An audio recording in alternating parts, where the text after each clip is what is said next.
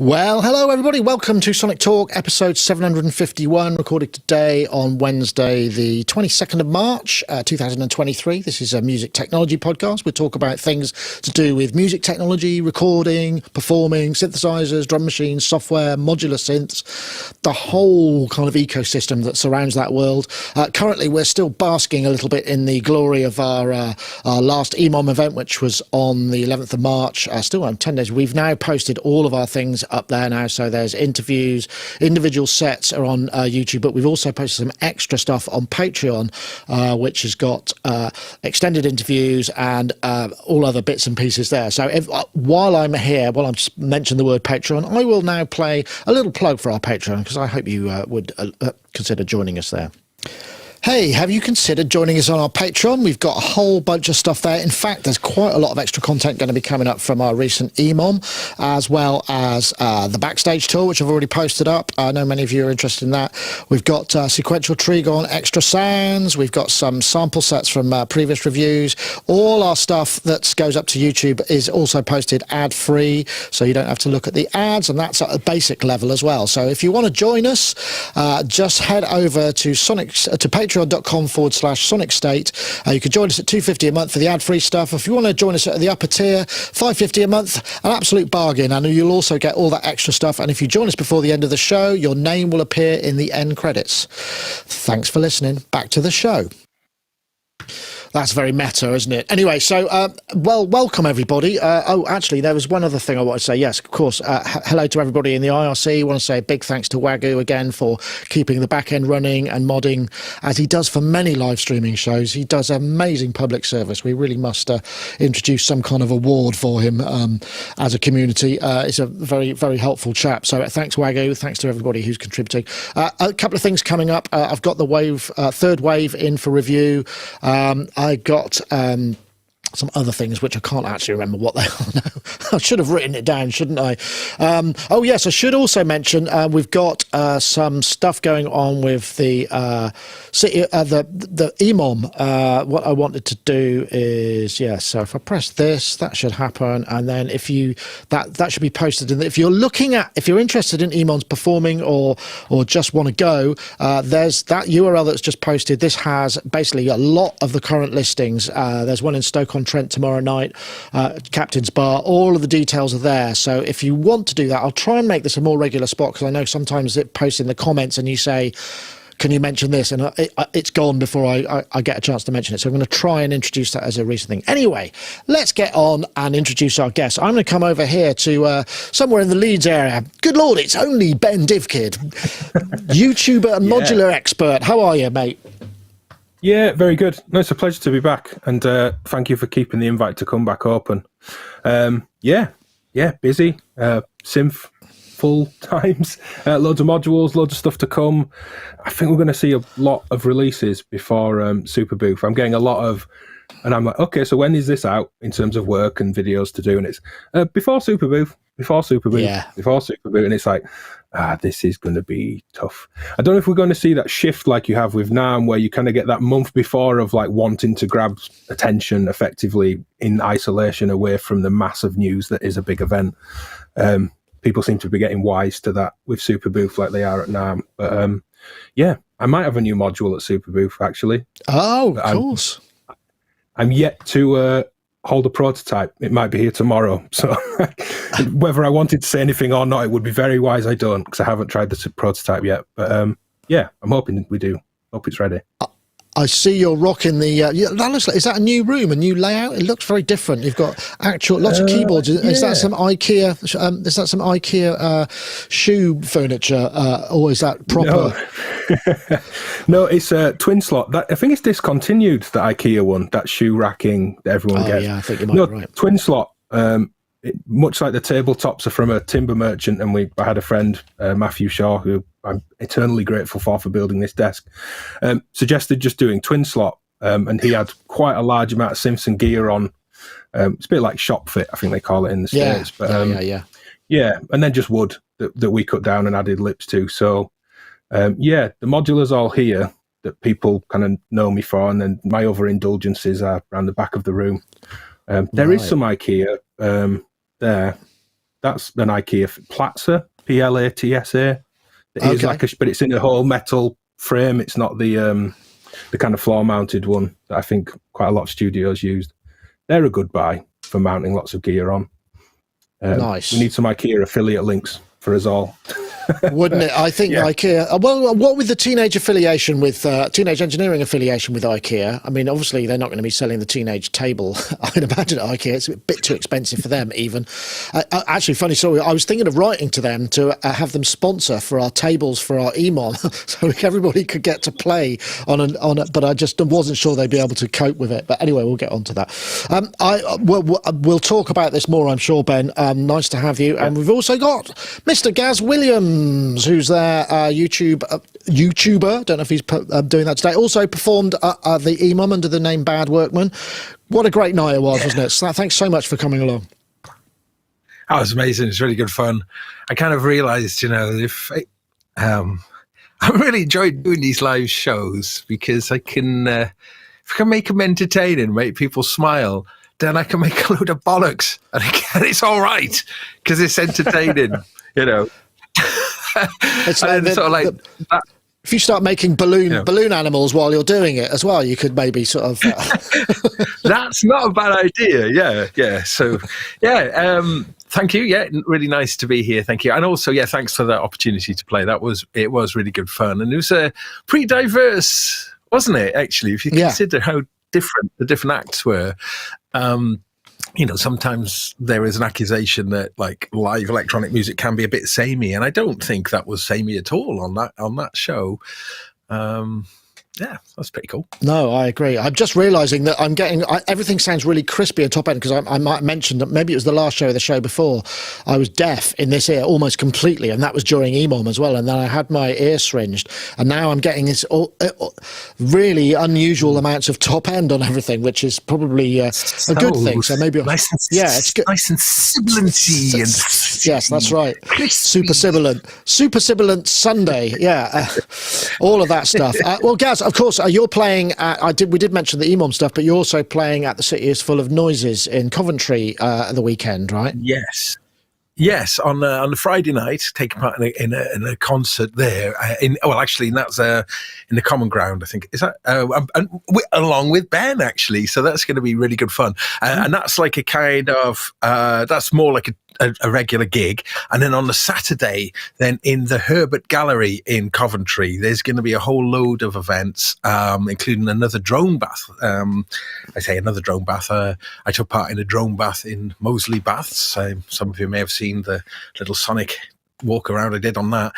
But the drone bath is going to take place in the museum, and it's quite a large space, so we'll be spread around it. One of the things that's kind of cool is that Dippy, the Diplodocus from the Natural History Museum in London, so very, very famous kind of dinosaur skeleton, is on tour and is currently sort of living in the Herbert Gallery too. So we'll have the big Diplodocus as a backdrop. Drone bath as a dinosaur could possibly be the show title. Actually, I'm not sure. I'll have to think about that. And then there's another thing called modular roulette, which I think is a little bit vague, but I think is going to involve like drawing lots and then ended up on a different set of modules and having to do. So you play somebody else's setup. Sure. Yeah. Ooh. Which is like wow. But various things going on sort of around that, and some shows in the evening. And then on the Sunday there's some maker, I think there's a little expo thing, and I'm sure if you bring Ben in, Ben is going to be involved on this too. Sounds fun. Sounds a lot of fun. Are you going to do the kind of making a really obscure modular system, knowing that someone else will have to figure it out and play it, or are you going to make something easy for people to use? No, I'm not going to be cruel. It's a cruel enough concept as it is. I think even for a seasoned modular user, the idea of going up and playing anyone else's rig is quite a daunting and brave task.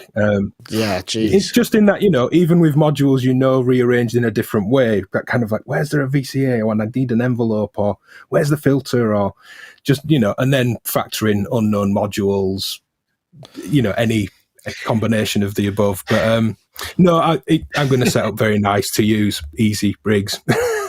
Nice. And I look forward to bathing near Dippy. I mean, if anyone's curious, I think dippyincoventry.com has a really nice drone fly through the museum and gallery. Right. I think there's 20. I think there's 20 of us throughout the museum and gallery. Wow! So you're going to have there could be a drone fly through of a drone bath, and the other thing I was going to mention, Gaz. So the last drone bath you had was when in January, was it? When was it? I'm trying to remember when it was.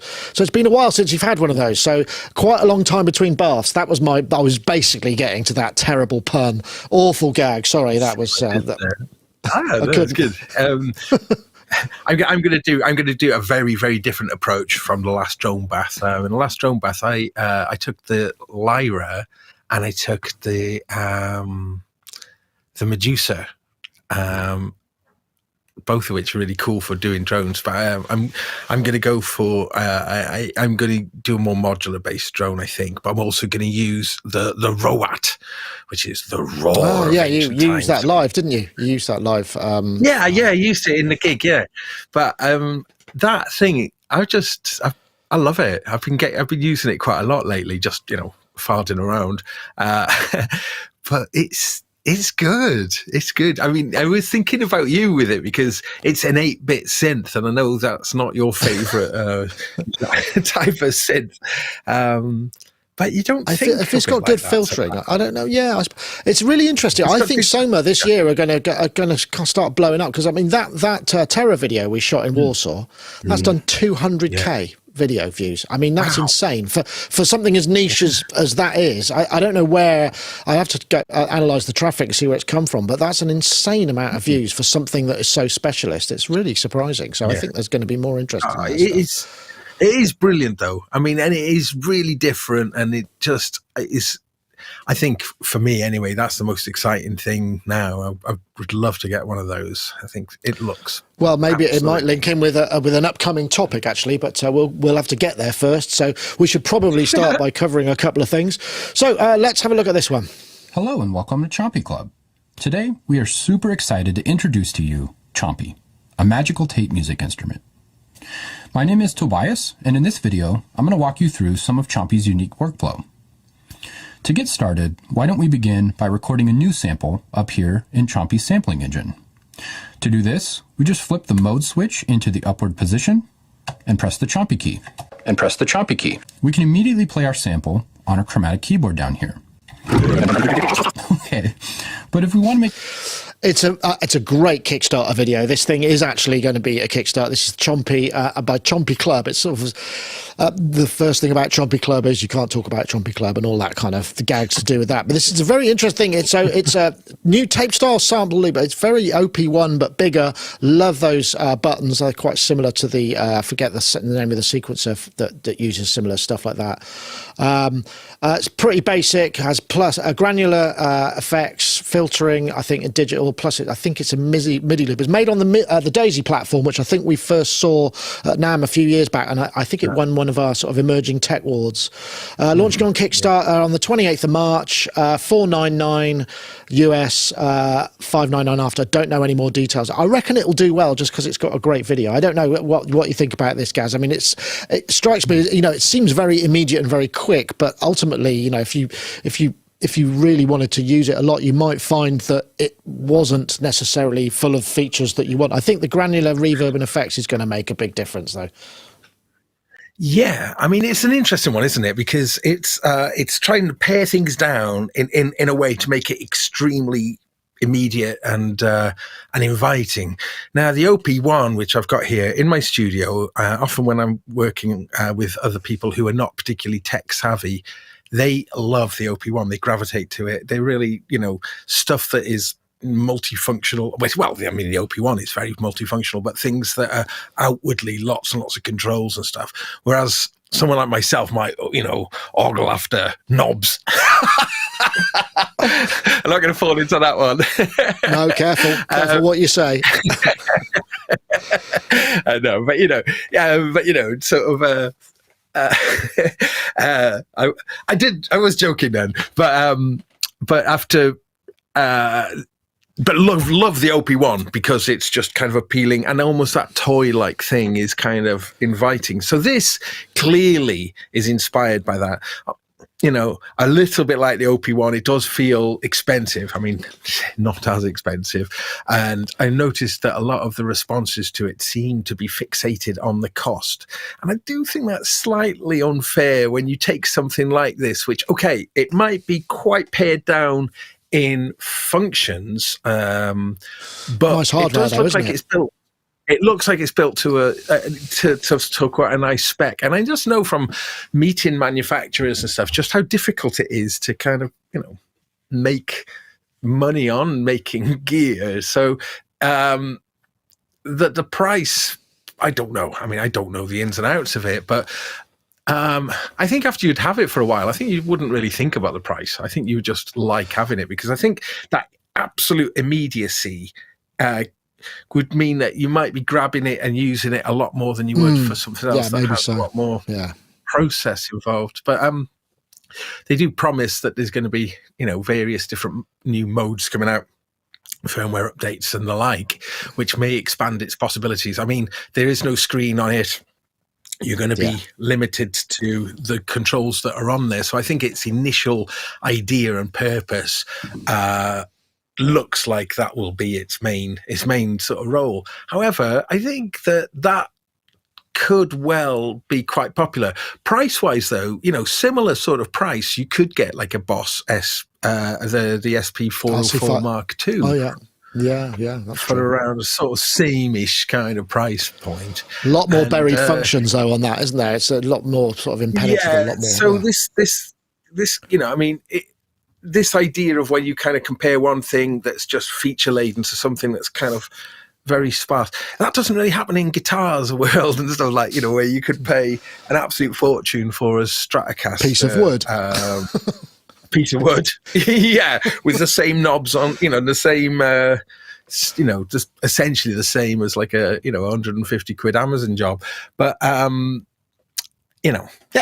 I think it's great. I'm looking at it, I'm going, oh yeah, I really like the look of that. I can imagine tour bus, that kind of thing, it being really popular. I've taken a load of music tech on tour buses, funnily enough, and most of it is really unpopular. But OP1, things like that always goes down well. That's because you're playing it when everybody's trying to get to sleep, I expect, Yeah, you might be that. maybe. I don't know. Ben, it looks like this thing, for me, actually, what it looks like all the controls come from...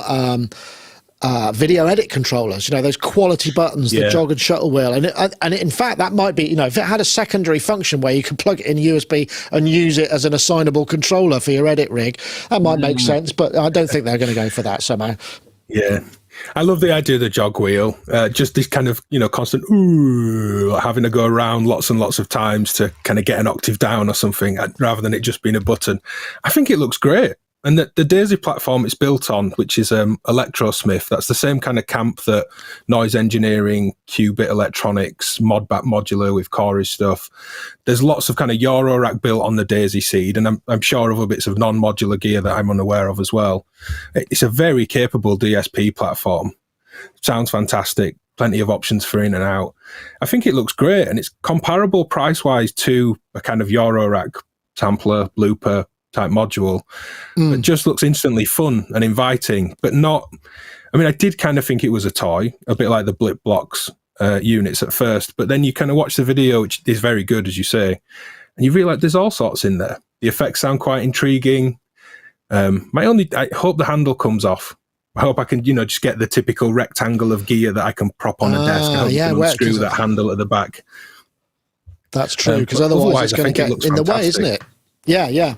No, nice. I think it should be fun, and I think again, I think there's a lot of mileage in repurposing hardware so that it can do multiple things, because that control would be useful for a lot of stuff. I mean, that's something we're using for EMOMs now. It's like anything that's got hardware control that I can go, oh yeah, that button does this, that, but you can build a muscle memory and use it all over the place. So yeah, anyway, that's 28th of March it launches. Reckon it'll do well, we think, but it's hard to say. All the best of them. Maybe we'll see them at Superbooth, or maybe they'll be at NAMM. I don't know. It's hard to know.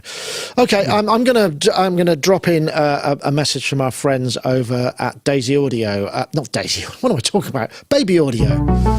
Yes, they make creative effects plugins designed to add colour and depth to your mixes. They won Plugin of the Year 2021 in Future Music and Computer Music magazine.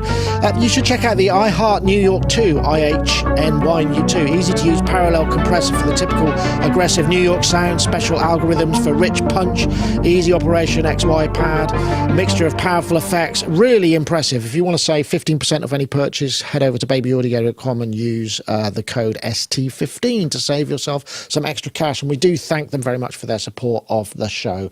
As we know, in these advertising skimpy times, it's great that we can get support from people, and also from you patrons as well, which is why we do what we do.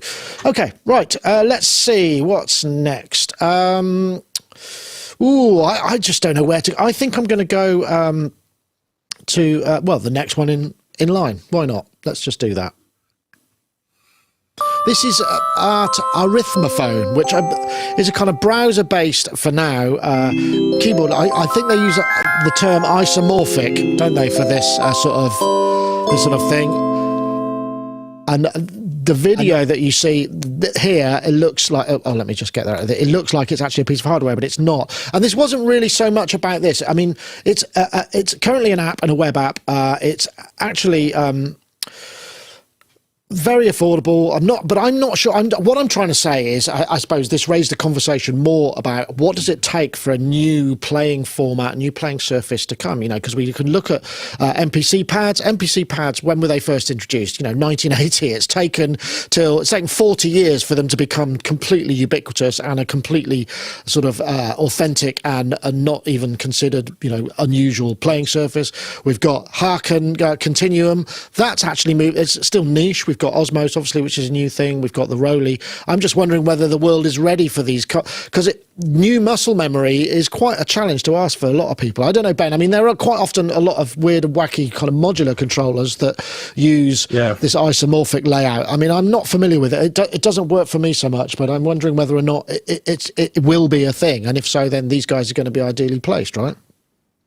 Yeah, I like anything that takes you out of the comfort zone. I mean, I'm lucky to get to work with, modules as I do. And as you say, modular is great for kind of non-standard interfaces and ways of playing the instrument. But a bit like retuning a guitar to an alternate tuning for the first time, and you play a familiar chord and go, ooh, and you go, ooh, what's this six that's been added to this chord? And you find all these new things that happen. I find when interfaces can be rescaled to different patterns, so every key is then, your intervals are shrunk because you've put it in a key rather than being chromatic. Or I kind of like anything that makes me think a bit differently. I mean, certainly on a keyboard, I just kind of land on C minor every single time I go on a key. And I'm not, I'm in no way a keys player, but so I tend to not tune oscillators to C and then just stick to my familiar little wanderings on the keyboard, knowing I'm in a different key because it's kind of all I can play in. But I like the idea. I think that there's so many of them that them becoming standard is tricky. I think it's hard, and I can appreciate as a musician playing these things and it not doing what you want could just be as incredibly frustrating as it could be as incredibly inspiring for others. It's tricky. Yeah, it's interesting, isn't it? I mean, I did also forget to mention the Linstrument, which I know you looked at, Gaz, and that has a sort of familiar, because it uses the sort of almost the paradigm of guitar strings and the way that works. Almost, not frets, but intervals, I suppose. Well, you can change it on. Yeah. Sorry, yeah. See what you're saying. So, like, obviously, the layouts of these hex layouts let you explore notes in that different way, very much different from keyboard, which is obviously a given. But one of the things, like when we first started doing Sonic Touch all those years ago, over 10 years ago, whenever we did it. Yeah. And the iPad was new, and it was an incredibly exciting time, and all sorts of new apps are coming out all the time. And there were quite a lot that were exploring different layouts similar to this. And I think one of the problems is when you're touching on glass or touching on a completely smooth surface, there's a weird disconnect. It's not as... It's like playing a theremin almost, isn't it? Yeah. Yeah, maybe. I mean, but certainly it's almost like you want a different texture, I think, to play on rather than glass. I mean, glass is great for certain things, I think, but tapping-y and sort of piano type playing, it's not very nice. I mean, we've all had experience of this now, of course, but however, that voyage of discovery and opening up musicality in such an interesting way is something that always should be applauded. And this has got a really nice look, and they are planning hardware, I think, aren't they? I believe so. Yeah. I mean, let me see if I can find there should be have I got a thing here? Let me just have a look whether there's actually it's too small for me to read on this screen, unfortunately. But yeah, I think they are planning, I think this is a sort of test case, and they're seeing if people, but again, it's sort of, I think that the difficulty is whether or not a completely new format will take. I mean, in the Rowley had the Parisi brothers, who were so impressive, and such good players that they made you think, I want to do that, or at least be half as good or a quarter of good as them, because the expression, I can see how that works. Something like this, it's sort of like, what is it I'm going to get from putting in all of those hours to make myself fluent in it? And I suppose you sort of need to convince people of that somehow, and I'm not sure how they would do that exactly. I don't know if you agree with that. So that's probably the challenge, isn't it, really, in terms of something like this? But I mean, you can check it out online. It's pretty straightforward, and maybe get to, because you can play it on an iPad or something which has a touch surface. But yes, those caveats do apply. I think in terms of no kind of haptic feedback or no textural feedback, or anything, which is difficult. It makes it challenging, doesn't it? It does. And there is a thing about, like, something I've been finding on my modular journey is, like, since I stopped using a keyboard with it, when you're firing notes and you're not directly connected to the notes and you can't sort of shape and manipulate the notes, I'm bass guitar, really. I'm used to having a certain connectivity with the notes. Well, you can grab a repetition and go, actually, I'm going to keep going over that motif. That feels great. And it's harder to do without that, right? Yeah, and just I think it's probably just a similar point I'm making about when you're using the glass interface. So I'm assuming before this becomes hardware, to become like a virtuoso on it would be quite interesting, because you can play, anybody could just like drag their fingers really fast and make loads and loads of notes, which that was always something that it's very difficult to do in in the real world, isn't it? Yeah, maybe auto harp, but being able to play loads and loads and loads of notes, it's not about that, is it? It's about finding really nice harmony and melody, and that's probably where this thing really shines, I think. Kind of chordal harmony, kind of exploration, as opposed to sort of expressive musicality. Yeah. I think that's what I prefer. Yeah, I think you hit a key point for me, that solo note playing, potentially I would find frustrating. I would tend to approach a melody or a bass line with an idea in my mind. And I appreciate we all work differently, but solo notes, I maybe know where I want to go next. Whereas chordally, I quite like the idea of just, what does this do? What does twisting the hand do? What does kind of just moving a finger up or down from a position that you're in? I like the idea of being surprised by new notes. And if all that can be put, simply into a key, finding chord extensions and little changes that I in no way would write or think to write without trying to pull myself away from maybe good or bad habits. I think that's where that would shine for me. Where it would really shine in, well, hardware would be if some nice kind of spongy, odd surface to play. Kind of the odder the better. I want it to feel less like a rubber MPC pad. I don't know. I really get into and I appreciate it's super nerdy, but I spoke with companies like Befaco before about how much a potentiometer is lubricated. Like, how loose should the pot feel? Does this feel too hard to turn? Is it too loose? Should certain controls be quicker to whip round than others? And I like, something kind of tactile and different. And also being able to do simple things like, I really enjoy the Surge TKB and other touch controllers where pitch may go down in pitch as you move to the right, as opposed to the typical keyboard of lower to the left and up to the right. Or odd tunings where it's more like a sequence as you go across. So it might be high note, lower note, lower note, lower note, high, high, high, so on. Like, there's a step to it. It's more about triggering, Yeah, and if, I don't know, and then you can kind of extract that further and further. Each pad could almost be like an electron P-lock. If each pad had different tonal settings and each pad fired out multiple CCs as well as a bit of note data. Could be almost like be the Aphex base station. Scattering your fingers across those keys would be like a mad Aphex-esque. Was it the AFX base station they called it when they did that firmware? Robuff says sort of like a bubble wrap keyboard maybe you're looking for there, Ben. But one that doesn't get popped, obviously, because it would wear out.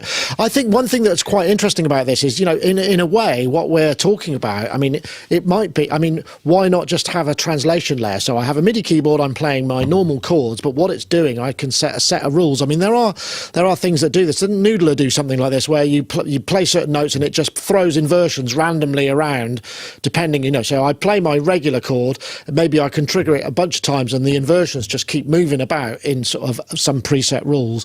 We could actually just write some software that would do. You could probably do it in Max. Yeah. Max for Live or any kind of there's quite a lot of ways you could probably set up the note. I'm sure it's. I'm pretty sure. There we go. There's a new rack band. Maybe we need to do transposition machine when you've got time. Obviously, those ideas of like That's random right. inversion. The Instro Harmoneg is great for that. It's a single input quantizer, but gives you, the idea is it gives you a root, third, fifth, and seventh at the output. You can spread the voices, you can have it doing all manner of things, but it has a gate output. So every time a new note is generated, you can use that gate to fire other things. I like to patch that into sample and holds to create random and then bring them back into the voice controls. So, you can just press a note over and over and hear a chord voice spread. Of course, you control, the depth of all that on other modules and things. But interesting. A mixture of kind of human input and repetition with variation, and kind of how we play with those two things is what I really kind of love with modular. So, I want a weird spongy bubble wrap keyboard, please. If someone wants to make some non-poppable bubble wrap. Yeah, okay. Well, that's good. Anyway, but you can check this out. It's if you just look at Arithmophone, look for Arithmophone, and you should be able to find it anywhere. There should have been a link that flew past in the show notes. Sorry, Dave. I just had an idea. So LiDAR, my phone has got LiDAR on it now, and Right. it's one of these things, it's got LiDAR, and it's like, hooray, let's go out in the street and use the LiDAR, and it's sort of something that you don't really use very much. But if you put a sheet of bubble wrap down and put the phone, suspended it above it, and used LiDAR to scan the bubble wrap, then as you press different bubble wraps, the LiDAR could measure how much each bubble is being pressed down and then translate that into sort of MIDI information. Yeah, by Monday, please. Anybody, if there's anybody out there, just shouldn't be too much of a problem for our very clued up audience at all. Okay, right. I think it's time for another word for our friends over at iZotope. A very long time supporter of us, much appreciated. OZone 10 is the future of mastering. The new version includes Master Assistant, match your master to any reference file or files. Also, the Stabilizer module in Advanced adds clarity with intelligent and adaptive mastering EQ. Also included is the Impact module in Advanced, which enhances the rhythm by controlling microdynamics. Don't forget the code SONIC10 at iZotope.com/SonicTalk to save an additional 10% off any software purchase, not including subscriptions. Yeah, we thank them for their support. Again, if you head over to iZotope.com/SonicTalk, we've still got the dedicated page. It's not doing a 404, but they have signed up for another quarter, so very much appreciate it. I expect we'll be talking a little bit about more of them later. So thank you very much to them for their support. Right, okay. Gosh, I mean, we've got a lot still to talk about. We should maybe we'll make this one a little quick. I don't know how much people feel about this, but let's put it in there. This is Dominic Au, who is demonstrating major update, Hydrasynth update. This is 2.0, which has expanded memory. They somehow managed to get 8 banks. That's the 49, the desktop and Explorer. New modulation source, voice modulator, bit reducer on the oscillators, LFO quantizer, envelope quantizer, LFO step advance, global effects bypass, increased vibrato resolution, new sustain pedal, sostenuato, very nice, handy that is. That was when you put your key down and then it holds the notes you played, but not the ones afterwards. That's very useful. Glissando and glide, arp range, a whole bunch of stuff. I mean, this is a fairly big deal. I mean, we know we haven't had much in terms of product from them for quite some time, but this is quite a big not a reimagining, but it's kind of a rekindling of the. I still think the Hydrasynth stands the test of time. I mean, it's been out for a few years now, but it's still a really quite amazing thing. I don't know if either of you have one. Gaz, did you ever get the Hydrasynth? There's the desktop and the. Did you ever play with the Hydrasynth? I can't remember. I really want to get one. Actually, it's been on my shopping list for a while. And now seeing the version 2, it's like, oh. But it's a bit astonishing in a way, because I was looking at this enormous list and I thought, well, hang on, didn't that synth have the most enormous list of features to begin with? So, it's quite astonishing how many that they've managed to find. The Hydrasynth still, as a digital interface, as the layout, a way of navigating very complex synth, is still the best I've ever seen. I think sets a standard for interface design that is yet to be beaten. Really remarkable and fluid, and you can get your head around it very. I think it'd be a good learning synth for people as well. Yes, I would agree with that. Yeah. Yeah, there's so much depth. There's so much depth. Yeah. So, in a way, if anything that's put me off the Hydrasynth before is just being a bit overwhelmed by how much it can do. So now it can do a whole load more. I mean, certainly those new memory banks are going to be most welcome with something that can generate so many sounds. Yeah. Yeah. I was thinking it was going to maybe go down a little bit more of a sort of sample, being able to bring samples in. I don't think you can do that, can you? No, you can't. The wavetables, I believe, are still fixed, so you don't get the opportunity to that. I should also point out that Creshead says less crashes, MIDI mess-ups. Kent seems always to have issues, which I've not actually found myself, but I mean, I'm not running it. I usually play it rather than drag it by MIDI. I don't know. Ben, have you played with it? I mean, because it does, to be fair, it does have some CV and gate input and output, so there's some relevance. Yeah. I mean, there's lots over there that doesn't have that. Well, and that doesn't have CV and gate. Although people always seem surprised when it's not modular if I'm involved. But I've only played with it very briefly at an event. But it's a synth I would love to dive into. I think it looks fantastic. The interface was really simple. It seemed like an easy way. I think, as Gaz said, a kind of learning synth. And I mean, the update, it's really to be applauded. A bit like when Akai did that huge update to the MPC line, that they could have easily just called them, V2s or 4s or 5s and recharged you all for pretty much the same hardware again. It's a huge free update. It's really impressive, and to be applauded. The amount of time and effort that takes a team. It's taken a special synth that bit further, I think. And that's, I guess, partly the reason I haven't dived into it yet. I know I'll get sucked into it. It will be such a time pit, much like a whole new modular case would be, but it's then polyphonic, that I'd want to just play on it play on it all the time. And I'd probably have some, rather stupidly, I guess, but some element of guilt of not making the most of it. I'd want to push into its corners and kind of feel things out, because I'm not a great keys player. There's so much. I mean, if I can play guitar better than I do keys, and I'm quite happy just kind of playing the guitar. I don't play keyboards in that way. I always approach it from a more of a sound perspective than as an instrument I will physically play with my fingers. So yeah, I'd want him to be pushing to corners, and there's a lot of them to get into by the looks of it. What's the effects engine like? When I saw this on the news list for today, I wanted to ask you both what the effects engine was like. Well, I think the effects engine is really nice, actually. There's I think there's 3 effects engines from what I recall, and they're and not only that, but you can access a lot of those parameters, so they become much more part of, you can modulate certain aspects of it. I just want to say Ken Flux Pierce, who I know works with ASM, is there. The update is for all Hydrasynth models. It's just the deluxe you don't get any more memories because it's already got all the memories. They're already using all that memory. But yeah, the effects engine is very creative, and it can go quite extreme. Some of the stuff is, and the real power is in the mutators. I did a talk with Glenn Darcy where we sort of explored some of the FM options with the mutators, and it is very quickly way above my head because they've got they're almost separate modules for themselves with control input modulation and kind of the mutation bit. There's some amazing stuff. There is, of course, the PWM mutator, which is, obviously I should say I know inside out, but I don't, but guys. Are the quantized LFOs, are they like, meaning they're locking to the BPM, or are they pitch quantized? No, they mean that it means that you can, rather than have them sort of curve, if you had a sine, you could quantize it and it would just step to, so you could make it more, so you glide. Another word for bit crush, effectively, isn't it, I think? Yeah, or sort of bit, yes, I suppose, or a sample rate reduction. Yeah, I guess that makes sense. But I mean, when you consider the Explorer is about the same price as a Chompi, it's kind of a bit of wild, isn't it?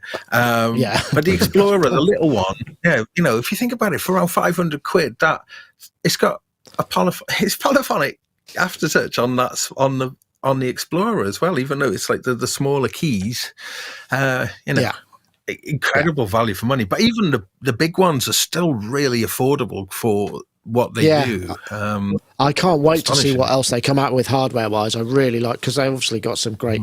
I'm sure Ken wouldn't be able to tell us, but nice to see him in the chat room. Hopefully I'll see you at NAMM, Ken. Okay, right. Gosh, we're flying. Well, we're not flying through them, but there's still. I suppose. I mean, this is something I avoided last week just because Ty was on, and I know how he feels about Behringer. But there are so many new Behringers coming. I think I've got a couple of vids. What shall I play? New batch. There's so the Crave has a new Crave. Introducing. There's the Behringer. The Space Effects, Neptune 60, which is a 106. So they're back on their kind of like, this is what we're going to make. They seem to be back into the sort of braggadocio mode, which they were sort of prior to COVID. So I'm guessing that the OBXA reached a milestone. There's the Edge, which looks a bit like basically, what's the Moog drum module, percussion module, BMX drum machine. I like the BMX, which is an OBM. So they seem to be back at it again, and I know I just want to explain one thing first. I don't cover all of this stuff because, for me, a lot of it has been about fishing. They seem, there's nothing out there necessarily, so there's nothing to review. I think the last thing I actually reviewed was the Paulee D, which I really enjoyed, and I did review that. And also, there's I think Behringer created a weird relationship with the press by telling us all we were scum and crooks and various other kind of things. So it makes me feel a bit of a hypocrite to then kind of spend a lot of time talking about their latest PR wheeze. So anyway, but there's a lot of stuff there. Anything that anyone's looking forward to? Ben, is there something? I mean, because we worked together on the Neutron, or at least you saw the Neutron and the Deep Mind. That's some great stuff.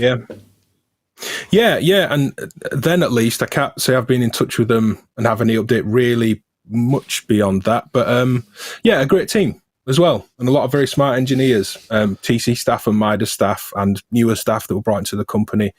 I think what's most exciting about this, which include Behringer in as well, and whoever you're into, if things are getting easier for them to produce and they're announcing that things are actually coming, then that shows there's an easing and much easier, comfortable environment for other people building things as well. Yes. Considering that, they are cool audio that make parts that lots of other manufacturers use as well. So if they're now finding some ease in getting this stuff out, then hopefully it's going to ease for everyone a bit as well. I like the idea of it being accessible. As always, with Behringer, I don't think any of us can really argue with this being accessible to people and opening up music making to people that might not have a chance to play with hardware. But there's that much announced, and maybe I haven't paid that much attention either, but I'm a little bit snowblind to it. There's kind of so much that I'm not really sure what's coming and when, yes. To be honest. Yeah, I agree with that. And they do seem to be going very hard after Moog. So they've got Boogafoogers, two of those. They've got actually the one thing that's interesting, I think, is the space effects, which is a whole bunch, I think, of those Clark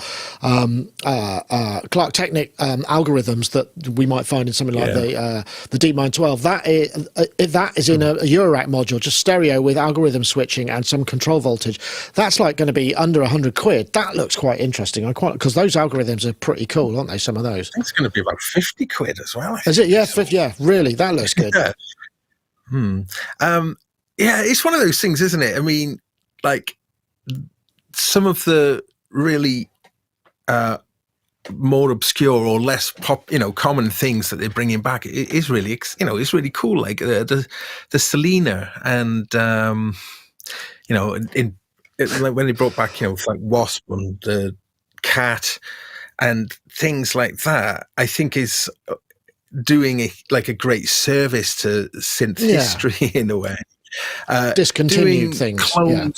Doing clones of current things like the DFAM with the edge is, sucky and not very nice, gets people's backs up, and it's a shame that they feel the need to do that when they're doing like really excellent work in bringing back those things that just are simply not available. So like are they Mogafogas or Moogafogas? I've always sort of struggled with that one. Well, Boogafogas is an even weirder name, isn't it? Especially if you're American. Bogafoga. Yeah. I mean, those are, again, those don't exist anymore to buy new. Well, they could come back, though, couldn't they? They could come back. And recently were brought back in software form. Really well. But yeah, it's just a bit squirmy at times with some of it, and then some of it really, really good. The democratization of music of it is really good. I was thinking about this regarding the modular, them plowing into modular and making a whole load of stuff, including cases as well. And just thinking, how damaging is that going to be to the industry? And just thinking, well, actually, if it just, I know it's been said many, many times, but if it brings a lot more people in, then they may then, buy other brands. And I think what's quite funny, I think, is people are going to maybe be really the romance of the Selena, and they'll get the Selena module, and then when they switch the ensemble off, they realise just how crap it sounds. It's a really appalling. I mean, it just really doesn't sound very good at all. It's all about the ensemble. So I think there might be it's got a phaser in it as well. Phaser. Okay, they're based on a small stone, I think. Well, yeah. Right. Anyway, I just wanted to put that in there because, we don't often talk about it, but there's building up another new sort of ball of, it's a sort of fat ball of product that's going to be sort of gradually working its way through the pipes until we finally see them in the stores, or some of them not. I mean, I suspect some of this stuff is just gauging how much interest and, there is, and in the same way that many other companies do it, and then they go, well, shall we bother making it, or we'll prioritise the stuff that everybody's interested in? Because I would imagine, there are probably less people interested in a Selena, maybe less people interested in a Mutron, because that's a very specific sound. So we'll see. But I mean, they're coming. Just don't know when, as ever, with all of their stuff. Right. Well, we could get into some questions because we have questions. I don't know how everybody feels about that. I haven't done all that many questions. I've got the first one for you guys because I think this has been there from here for a while. So I'll play this one first. So this is from Par8 Museum via YouTube for Gaz. Did you ever explore the Eventide EuroDDL further, wondering how that worked out for you or if you moved on to something else? So I guess we could just ask that question, right? I think I'm going to sell it. I've still got it, but I just I just not clicked with it bizarrely. And it's a beautiful, really well made and professional piece of kit, but sadly not.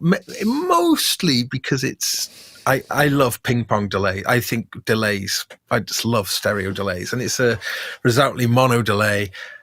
You can kind of do a few things to try and get a stereo effect from it, but sadly not. I think it's going to be one of the few modules I actually want to sell, just because it takes up quite a lot of space and it's worth quite a bit of money. I feel a bit sad about it, really, but yeah, that's just how it is. Ben, I don't know if you probably had one cross your path as well, I'd imagine. Yeah, good, solid, Eventide delay. Somewhat basic in some ways. It kind of felt, almost like using a pedal in modular, although that's maybe a bit unfair because there is, connections to do things with modules with it. The one thing that screamed out immediately, and I'll bring one in the case for the Coventry event this weekend, Gaz, for you, that we mentioned at the top of the show. The Vino Echo from Venus Instruments, which came out just before Christmas, which is also on the Daisy Seed platform that we mentioned for the Chompi. That's very nice. From really hi-fi, you could say Eventide-esque clean delays, right through to kind of really grungy, my tape delay needs a very good service, and everything in between, really variable, not just one or the other. And very stereo as well. So that might be the one. Okay. What makes Eventide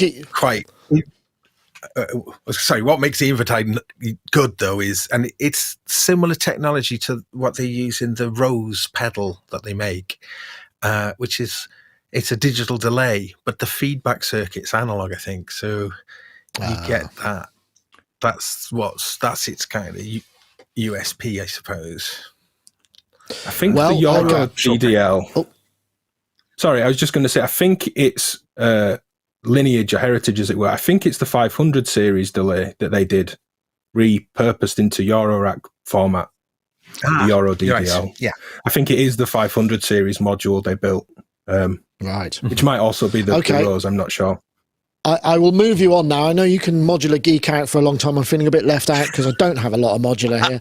I think the last thing we looked at was the Tiger. Actually, I was going to plug that because Gaz, myself, and the two Pittsburgh guys, Richard and Michael, did a kind of four-way kind of piece on the Tiger. It was more like a sort of product chat rather than a demo, because the problem is when you're describing a topic, to try and keep it flowing with four people and patch it up in the background and demonstrate, would have been impossible. But I think a lot of people responded well to it. Anyway, we got another question. This one is from John Van Eaton. Hi, John. Nice to see you.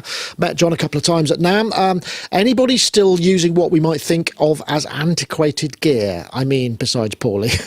ADATs, synclaviers, fairlights, radars. That's an interesting thought. I don't know. Gaz, have you got anything that's old that you sort of think you would still be using? No, I don't have much vintage or old gear at all, really, other than guitars. I don't know. I get a little bit about old music tech stuff. I mean, as I can see a Firewire interface over there that's kind of on the scrap heap. What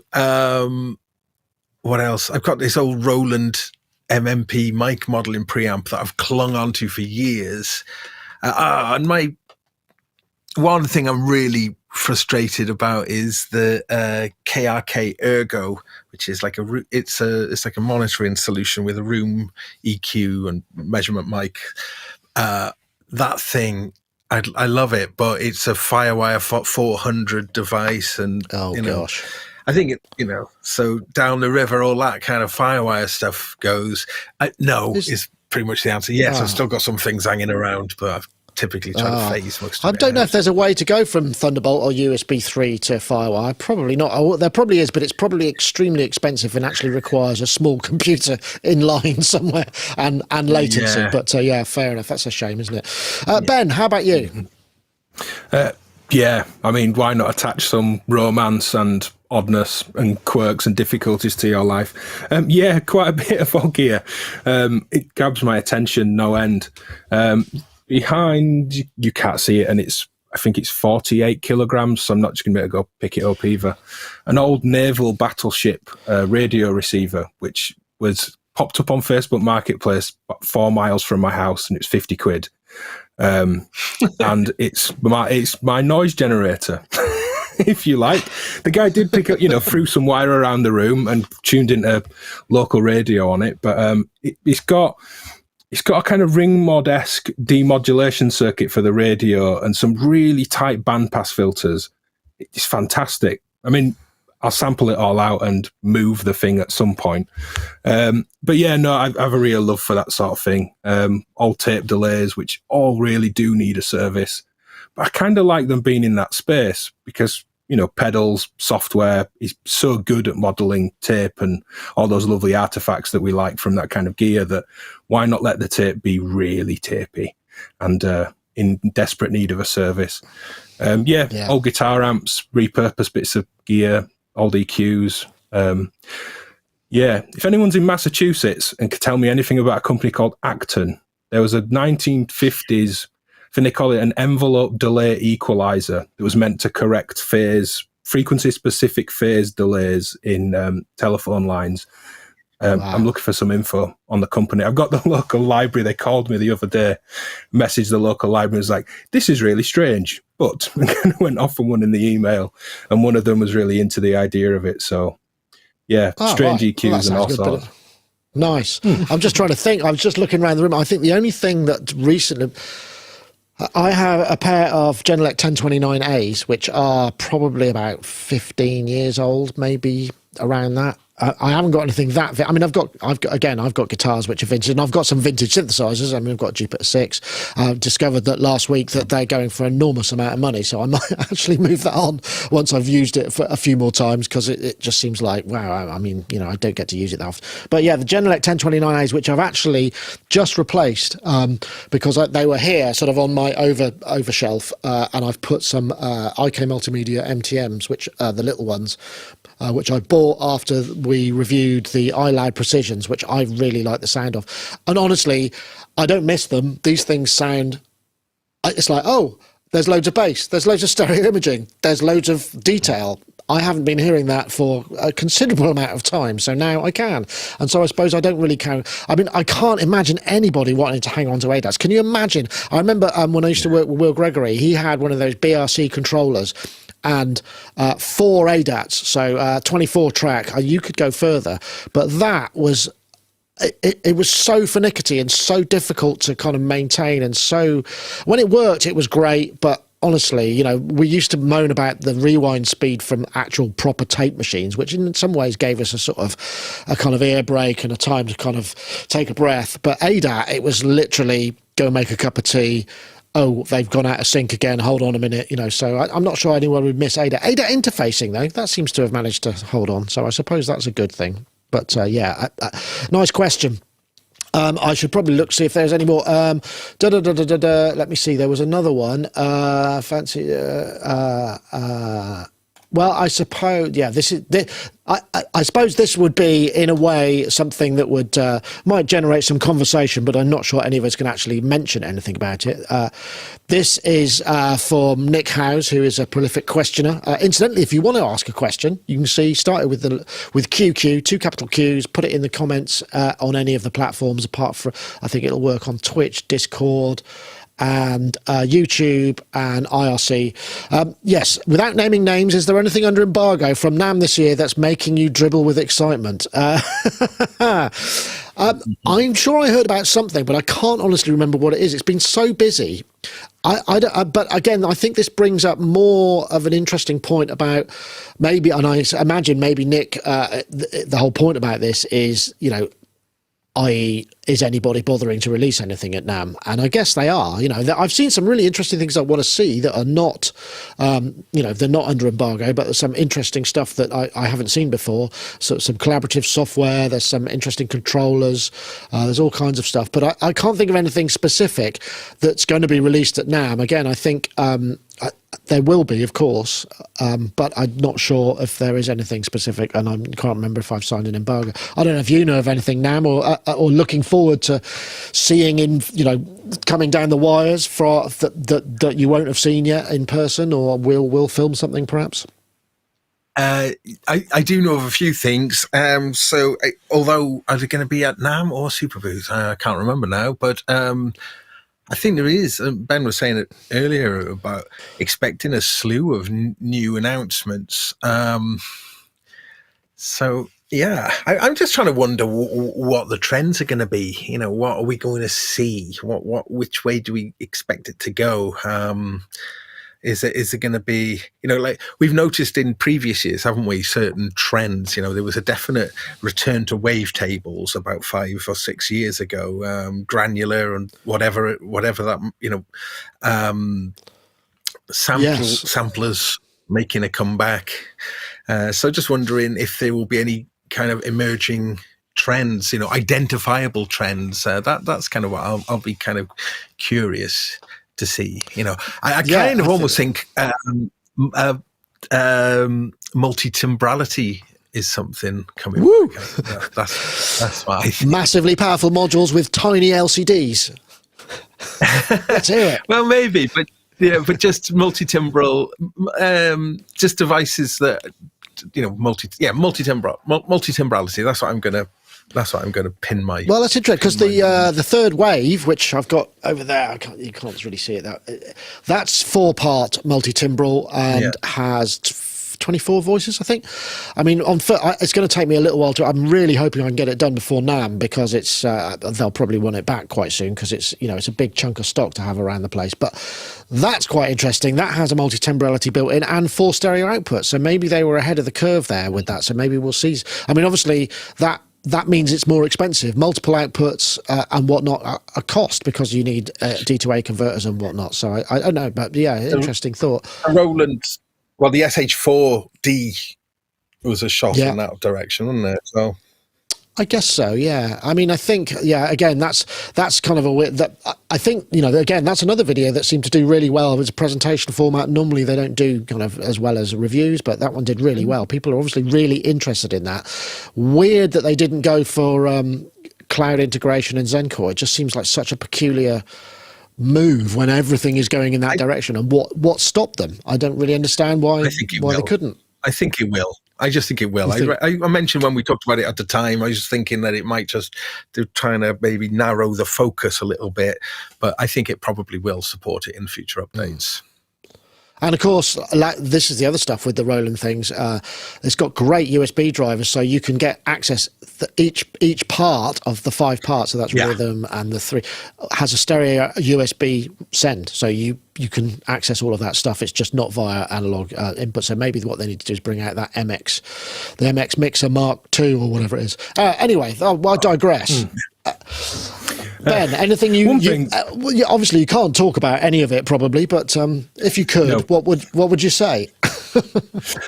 Well, just one thing in that presentation format, I really enjoyed that Tiger video. Not to stroke egos too much in front of you both, but I really liked that open kind of conversational format. It was very nice. Oh, good. Yeah, really well done. There's a couple of bits. There's a full synth. It does have patch points, but there is a synthesizer that I'm aware of. And yeah, plenty of modules. Superbooth being the focus as opposed to NAMM for the modular crowd, of course. But I think bitimbrality, if that's the right wording, could be a bit more of a focus this year.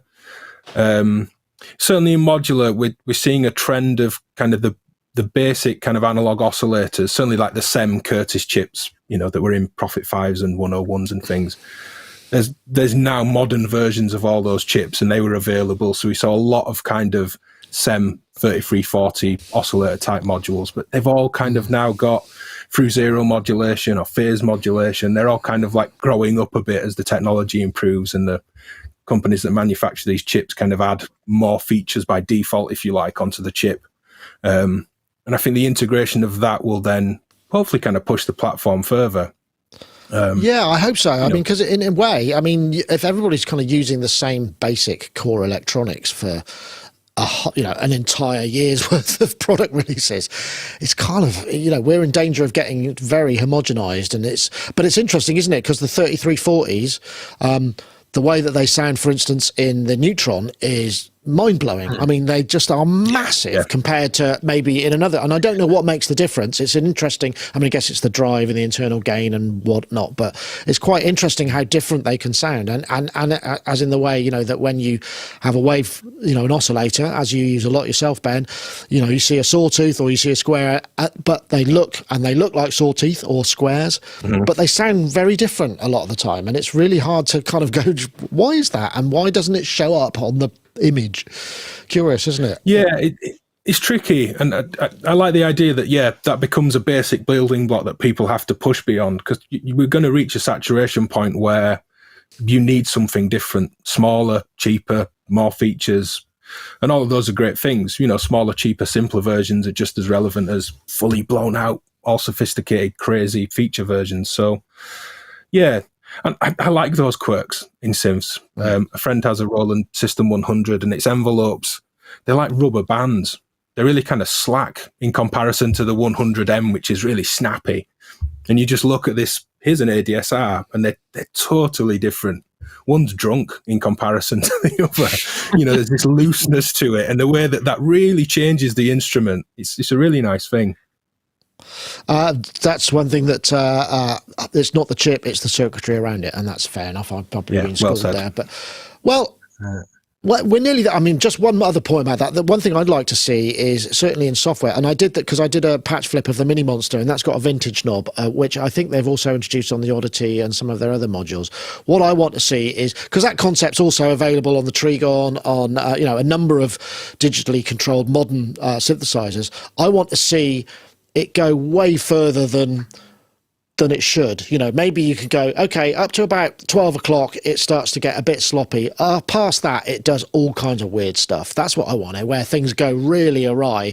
And like you say, maybe you get a sloppy envelope or whatever, and it goes really far in other So, as it's digital control, why not add that extra kind of like madness in there? I'd like to see some of that. Let's really go chaotic. But anyway, gentlemen, it's been apps. What's that? It's to say drunk control, like a knob, just for like how pissed you want your machine to be. Yeah, wonky. Just slides.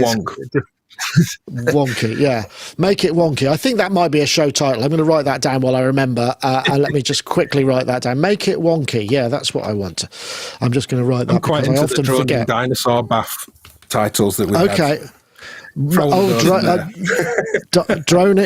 Dinosaur drone bath, wasn't it? Dinosaur, yeah, okay. Dinosaur drone bath, okay. We could go one further and have a drone fly over us making drones around the dinosaur, but someone needs to use the drone-based motor synth. We need to get Game Changer into the Dippy the Dinosaur exhibit. Wow. Okay. All right. Well, that's certainly something to think about. Gentlemen, I hope you have a lovely weekend in Coventry. It was lovely to have you. Ben, I don't know, you got anything coming out on the channel that you want to plug, or that you have video next week. I think a week from today, a new oscillator that does do some different things, really nice different things, and works beautifully in stereo with some nice bits of patching. I've probably said too much. There may be a slap on the wrist in my inbox in a minute, but I've quite a bit queued up. Things have been tricky in terms of parts and delays, and so I've had a period of kind of quietness, but there's things sat waiting to go. I'm just waiting to go, it's coming out on this date, and then I'll push go. So lots of videos to come, but not many I can talk about.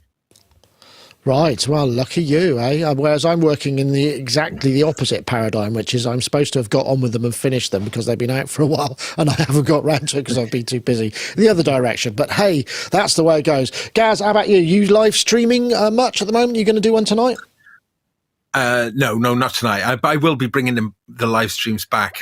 Something I've been intending to do for a while. But so the City Full of Noises is the name of the event, though, this weekend in Coventry. So I urge anyone who is possibly interested to sort of check that out. The City's Full of Noises. And I just wanted to mention one thing about that. It's actually Delia Derbyshire is the reason for this festival happening in Coventry, as she was indeed from Coventry, and it's going to be a yearly event, hopefully. This is its second year, but I've also been informed during the show that I think the modular roulette sadly isn't going to be happening this time, which is a shame. People chickened out, but I don't know.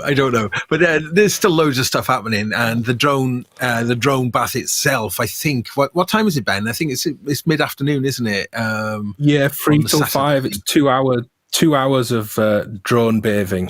Everyone in keys. I'm hoping it's a really lovely wash of chordal tones and oddities and intensity, and but there's lots going on. Surround sound performances. Nice. There's a biometric feedback session. I don't know if that uses the Instruo Scion, which is a bit like the MIDI plant, where it's extracting data, electromagnetic pulses, matter. Some quad performances, modular makers. I'm doing some talks on Sunday. I believe it's all free if anyone can get to Coventry this weekend. Excellent. Well, I want to leave someone with just a thought. Maybe you can think about this for next week, if the answer to the question, which is, if you've had a 2-hour drone bath, in terms of like if you're in a sauna, you jump in a plunge pool. What do you do after you've had a 2 hours drone bath? Do your fingers prune? Does something else happen? I just think we should be told.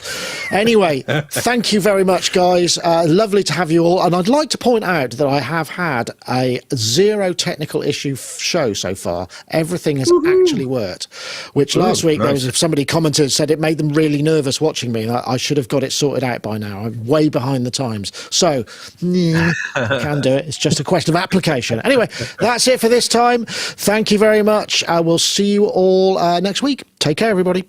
Bye bye. Thanks, everyone.